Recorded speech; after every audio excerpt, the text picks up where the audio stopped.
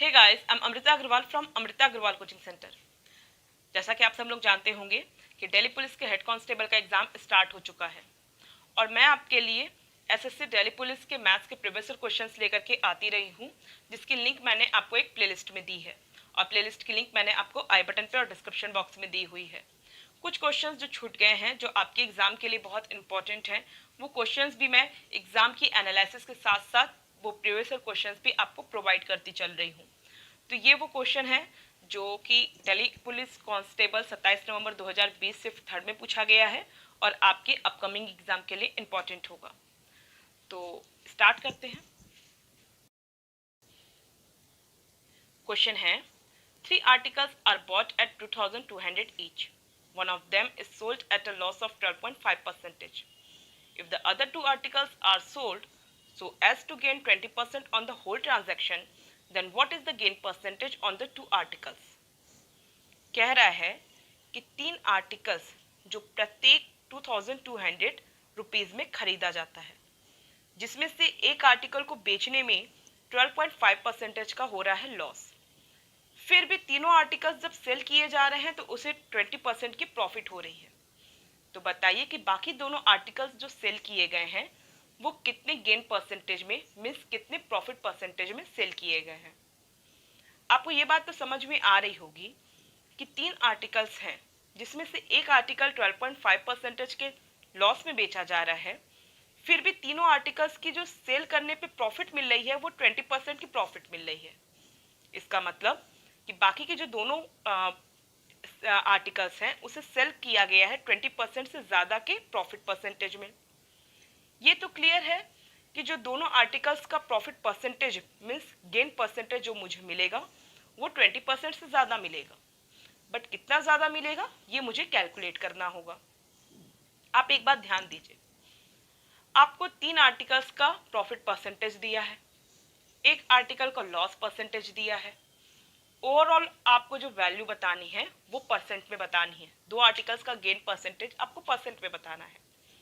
तो जब आपको वैल्यू परसेंट में बतानी है तो आपको एग्जैक्ट कॉस्ट प्राइस का कोई मीनिंग रह जाती है। एग्जैक्ट कॉस्ट प्राइस का वैल्यू आपको तब इसकी होती जब आपको इसका एग्जैक्ट सेलिंग प्राइस या एग्जैक्ट प्रॉफिट आपको बताना होता। लेकिन यहाँ आपको एग्जैक्ट कोई वैल्यू देनी नहीं है, सिर्फ परसेंटेज में आपको वैल्यू देनी है। तो ऐसे में यहाँ जो cost price of each article 2200 दिया है, यहाँ पे मैं 100 भी रख दूंगी ना तो भी हमारे लिए कोई फर्क, हमारी वैल्यू में कोई फर्क नहीं पड़ेगा। 2200 रख के भी वैल्यू निकाली जा सकती है, वही गेन परसेंट आएगा जो 100 रख के आएगा।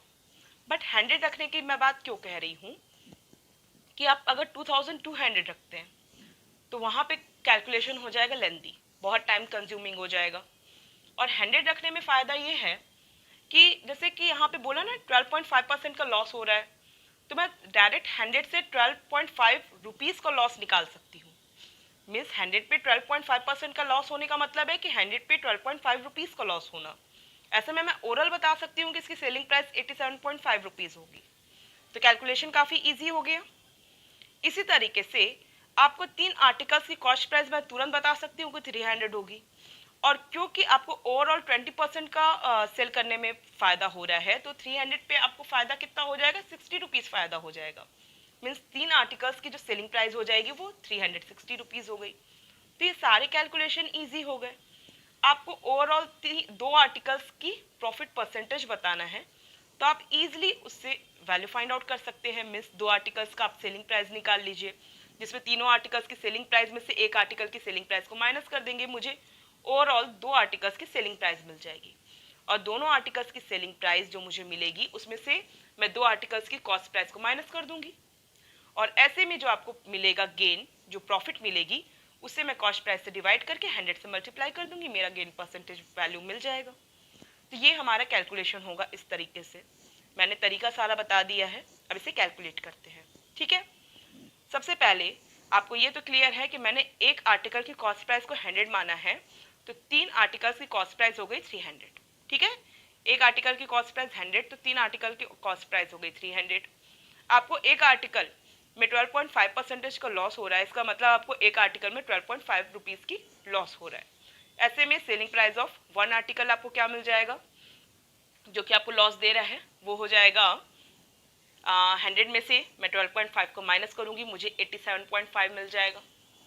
Selling price of one article. अब तीनों आर्टिकल्स की सेलिंग प्राइस निकालती हूँ। एक आर्टिकल की तो लॉस के बाद जो सेलिंग प्राइस थी वो मिल गई, लेकिन क्योंकि मुझे बाकी दोनों आर्टिकल्स का सेलिंग प्राइस निकालना है तो मुझे तीनों आर्टिकल्स की सेलिंग प्राइस निकालनी होगी, जिसमें से एक आर्टिकल की सेलिंग प्राइस को माइनस करूंगी। तो यहाँ जो तीनों आर्टिकल्स जो 300 रुपए के हैं, इसमें 20% का क्योंकि ओवरऑल उसे फायदा हुआ है, तो तीनों आर्टिकल्स की सेलिंग प्राइस क्या हो गई, 300 पे 20% का फायदा मीन्स 60 रुपीज़ का फायदा। तो सेलिंग प्राइस ऑफ 3 आर्टिकल्स हो जाएगा SP of 3 articles is equal to 360। Calculation easy, आप ओरल कर सकते हैं। 100 पे 20 रुपीज़ का फायदा, तो 300 पे 60 रुपीज़ का फायदा mean selling price of 3 articles is equal to 360 rupees हो गया। अब सेलिंग प्राइस ऑफ 3 आर्टिकल्स में से सेलिंग प्राइस ऑफ 1 आर्टिकल को अगर मैं माइनस कर दूं तो ऐसे में क्या हो जाएगा, मुझे सेलिंग प्राइस ऑफ 2 आर्टिकल्स मिल जाएगा, जो कि क्या हो जाएगा 360 में से मैं 87, मैं पूरा लिख देती हूँ, 360 में से मैं 87.5 को माइनस कर देती हूँ। इसे जो वैल्यू मिलेगी वो मिलेगी 272.5 रुपीज़। 272.5 रुपीज़ ये मुझे मिलेगी सेलिंग प्राइस ऑफ 2 आर्टिकल्स, जिसका कि मुझे गेन परसेंटेज निकालना है। क्योंकि मुझे गेन परसेंटेज निकालना है तो मुझे फाइंड आउट करना होगा इसका गेन, इसकी प्रॉफिट। और जो गेन होता है, जो प्रॉफिट होती है, वो क्या होती है, सेलिंग प्राइस में से कॉस्ट प्राइस को कर दिया जाता है उसको minus. Selling price of 2 articles तो 272.5 रुपीज़ है, और कॉस्ट प्राइस ऑफ 2 आर्टिकल्स कितना है, क्योंकि मैंने एक आर्टिकल की कॉस्ट प्राइस को 100 माना है, तो कॉस्ट प्राइस ऑफ 2 आर्टिकल कितना हो गया, 200 हो गया। इसका मतलब इसका गेन कितना हो गया, इसका गेन हो गया 272.5 माइनस 200 मीन्स 72.5। तो ये 72.5 इसका गेन हो गया, इसकी प्रॉफिट हो गई 2 आर्टिकल की। अब क्योंकि मुझे परसेंटेज में इसकी वैल्यू निकालनी है तो आपको पता होगा, यहाँ तक तो आपको क्लियर है ना कि इसका जो गेन है, इसकी जो प्रॉफिट है 72.5 है। मैं ओरल डायरेक्ट यहाँ भी कर सकती हूँ, बट आपको कैलकुलेशन अच्छे से दिखाना चाहती हूँ, इसके लिए मैं आपको क्लियर एक पूरा क्लियर बता रही हूँ। Gain means profit is equal to SP minus CP, जो कि मुझे क्या मिला है, मुझे मिला है 72.5। और आपको पता होगा कि गेन परसेंटेज आपको निकालना हो तो आपको क्या करना पड़ेगा, profit upon cost price into 100 करना पड़ेगा, means SP minus CP divided by CP into 100। आपको प्रॉफिट, आपको गेन तो मिल चुका है, इसमें से अगर मैं कॉस्ट प्राइस को डिवाइड करूंगी, क्योंकि ये गेन 2 आर्टिकल्स के लिए है तो इसकी कॉस्ट प्राइस भी 2 आर्टिकल्स के लिए होगी।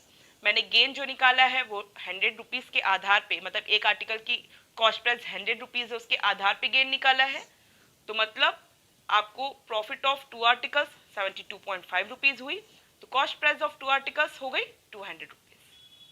इंटू 100 करेंगे, कैलकुलेट करेंगे, मुझे फाइनल क्या करना होगा, 72.5 में से 2 का करना होगा डिवाइड, जो मैं कि वहाँ भी कर सकती थी, बट आपको स्टेटमेंट सही से देना था, इसके लिए मैंने इतना टाइम लिया है।